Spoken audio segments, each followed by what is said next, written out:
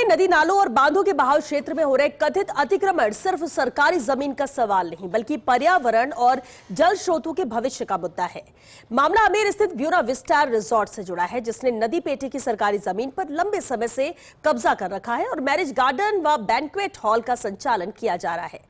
उच्च न्यायालय के सख्त आदेशों के बावजूद ब्यूना विस्टा रिजॉर्ट के कर्ता धर्ता बेखौफ है। जेडीए और स्थानीय प्रशासन जानबूझकर मौन है। ऐसे में सवाल है कि क्या जिम्मेदार हाईकोर्ट की कड़ी फटकार का इंतजार कर रहे हैं। पेश इस पर ये खास रिपोर्ट।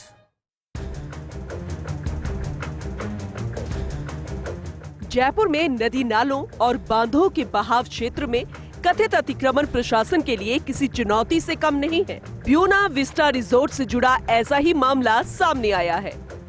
आरोप है कि आमेर तहसील के राजस्व ग्राम आमेर के खसरा नंबर 2696 की करीब 3 बीघा से अधिक नदी पेटे की जमीन पर रिजॉर्ट प्रबंधन ने लंबे समय से कब्जा कर रखा है। इस जमीन पर बैंक्वेट हॉल और मैरिज गार्डन का संचालन किया जा रहा है और यह स्थिति पिछले करीब 9 वर्षों से बनी हुई है।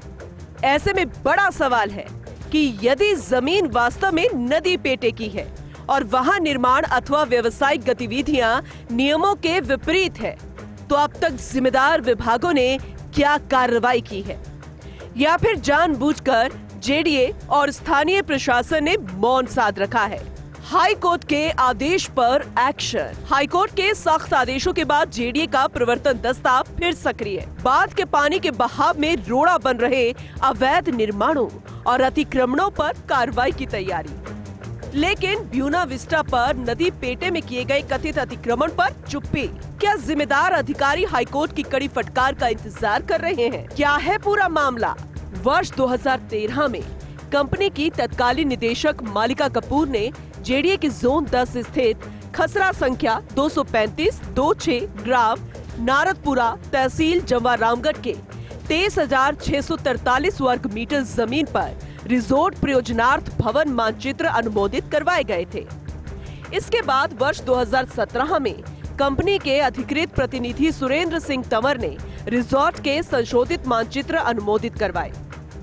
वर्ष 2018 में प्रोजेक्ट को पूर्णता प्रमाण पत्र इस हिदायत पर जारी किया गया कि यदि स्वीकृत नक्शों के अलावा मौके पर कोई निर्माण किया गया तो उसे अनाधिकृत निर्माण माना जाएगा।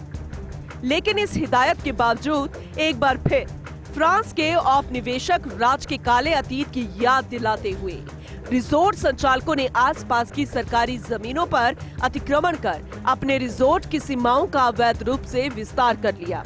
आपको बता दें कि वर्तमान में फ्रांसीसी नागरिक जीन ल्यूक बेरहेम के इशारों पर इसे रिजॉर्ट के सटती हुई राजस्व ग्राम आमेर के खसरा संख्या 2696 की करीब 3 बीघा से अधिक नदी पेटे की सरकारी जमीन पर बाउंड्री वॉल बनाकर कब्जा कर लिया गया।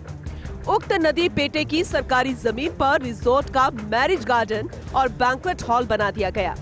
ऐसा नहीं है कि जिम्मेदारों को रिजॉर्ट संचालकों द्वारा सरकारी जमीन पर किए गए अतिक्रमणों और अवैध निर्माणों के मामलों का भान नहीं हो।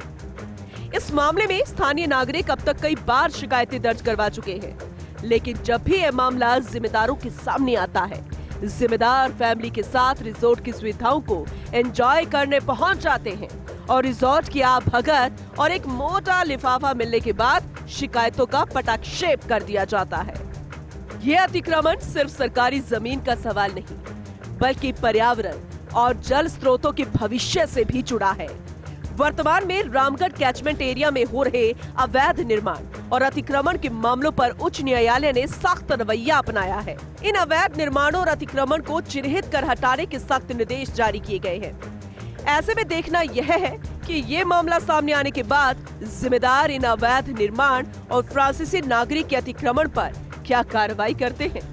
क्या जेडीए के जिम्मेदार सरकारी जमीन पर अतिक्रमण करने के मामले में विदेशी नागरिक जीन ल्यूक बेरहेम और अन्य निदेशकों के खिलाफ जेडीए एक्ट की धारा 72 के तहत कार्रवाई करते हैं या फिर नहीं? इस धारा के तहत जुर्माने के साथ 1 साल कैद का भी प्रावधान है। Bureau report, first India news.